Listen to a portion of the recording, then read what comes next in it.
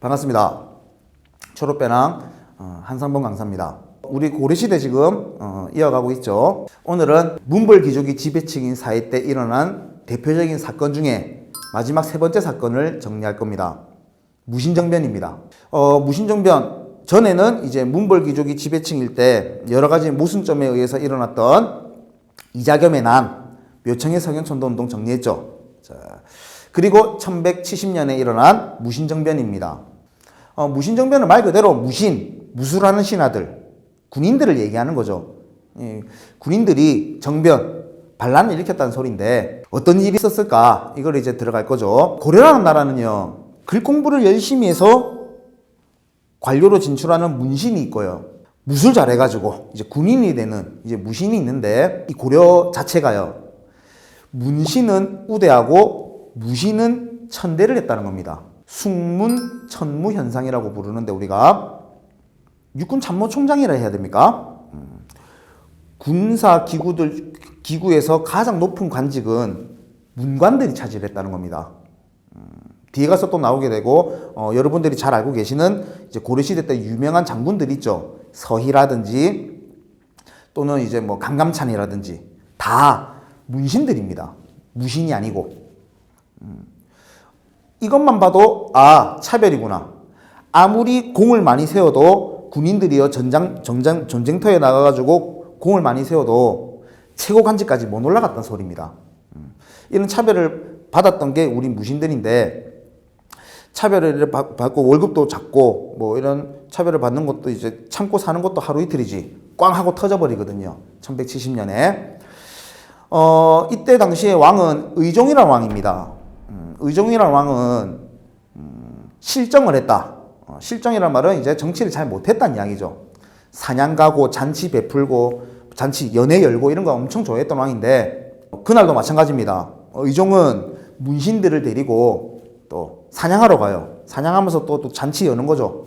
보현원이라는 데로 갔는데, 이 잔치를 열면요, 문신들하고 이제 의종이라는 왕이 막 술도 마시고 막 노래도 부르고 하겠죠. 그때 우리 무신들은 뭘 하느냐? 경비를 쓴다는 겁니다. 그런데 경비 쓰는 것도 차별이죠. 그런데 이제 문제는 이제 문신들 중에 술이 이만큼 오른 이제 신하 간 사람이 있었어요. 한뇌라고 부르는 사람인데, 뭐 그 전에 김부식의 아들 김돈중도 뭐 여러 가지 행패를 많이 부리기도 했고 무신한테. 그런데 이제 보현원 연회 때 술자리가 벌어졌을 때 이 한내가 뭘 하냐면, 경비를 쓰고 있는 군인들한테요, 군인들을 불러가지고 겨루기를 시켜요. 격투기. 수바키라고 하는 우리 전통부의 대련을 시켰는데, 이 대련을 벌일 때 한쪽은 거의 나이가 지긋하게 드신 장군이고요, 하나는 이제 20대 청년 병사라는 겁니다. 그래 겨루기를 시키니까 당연히 누가 이기냐면 이 젊은 피가 이기겠죠. 그러니까 이 한내를 비롯한 여러 문신들이, 술이 이만큼 오르는 문신들이 그 장군을요, 뺨을 때려가면서 엄청 이제 무시를 하는 거죠. 자존심을 완전히 구겨버리는 겁니다. 그때 같이 경비를 쓰고 있던 무신들이 너무 열받아서 안 되겠다 이러면서 난을 일으켜버리는 거죠. 그러면서 문신들 다 죽이고, 거기다가 어딥니까? 궁궐로 쳐들어가가지고 궁궐에 있는 문신들도 몰아내면서 자신들이 권력을 가져요. 무신들이. 이것을 이제 우리가 무신정변이라고 부르죠. 그러면서 무신들이 권력을 잡았다 이겁니다.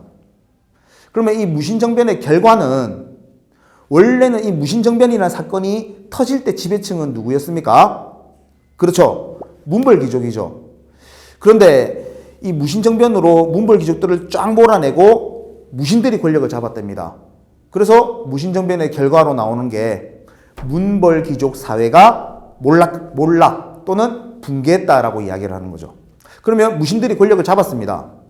그러면 정치를 잘 해나가면 되는데, 우리 기록을 보면요, 이 무신정권 때, 무신집권기 또는 무신정권 때 집권자가 계속 바뀌어요. 그러다 보니까 집권자가 계속 바뀌면은 그 사회가 제대로 돌아갈 리가 없죠.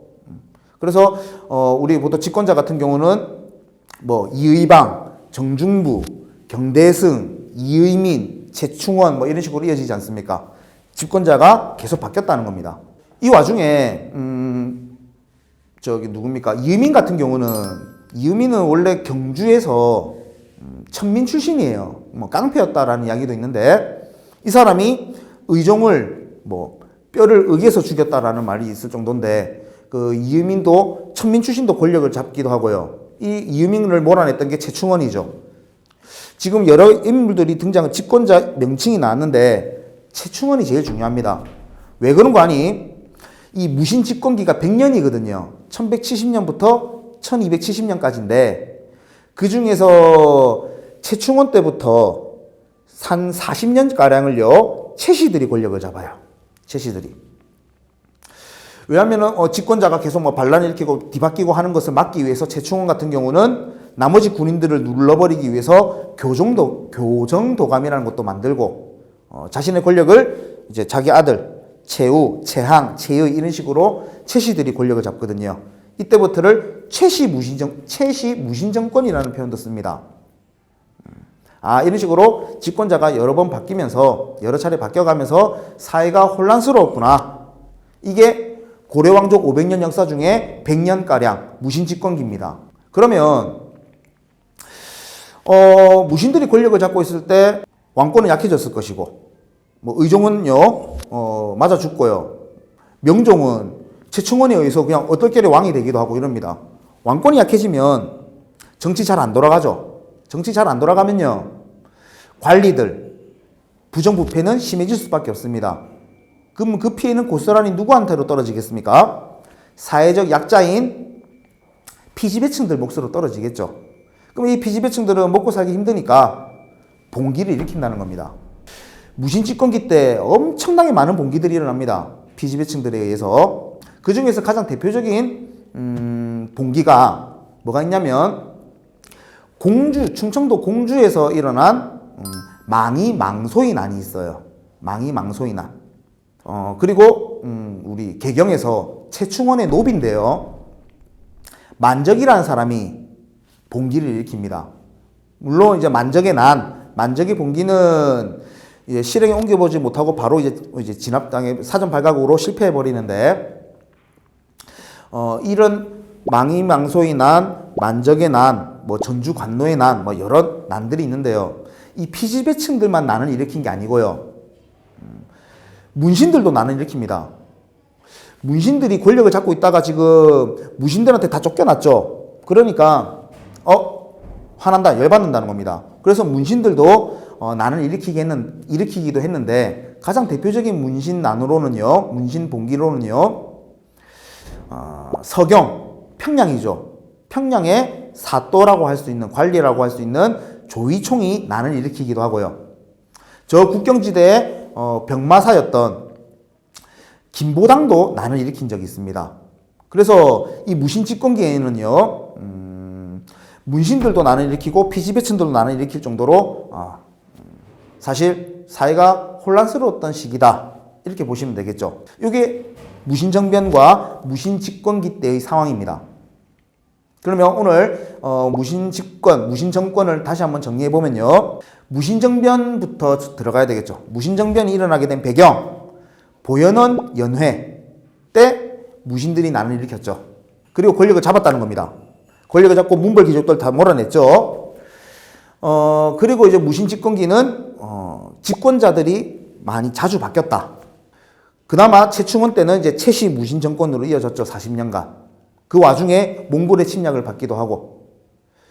그러면 무신들이 권력을 잡으니까 왕권 약해졌고, 왕권 약해지면 정치 잘 안 돌아가고, 정치 잘 안 돌아가니까 부정부패 심해지고, 그래서 피지배층들이 봉기를 일으켰다. 이렇게 정리하시면 되는데 가장 대표적인 농민봉기는요, 피지배층 봉기는요, 망이망소의 난, 만적의 난이 있습니다.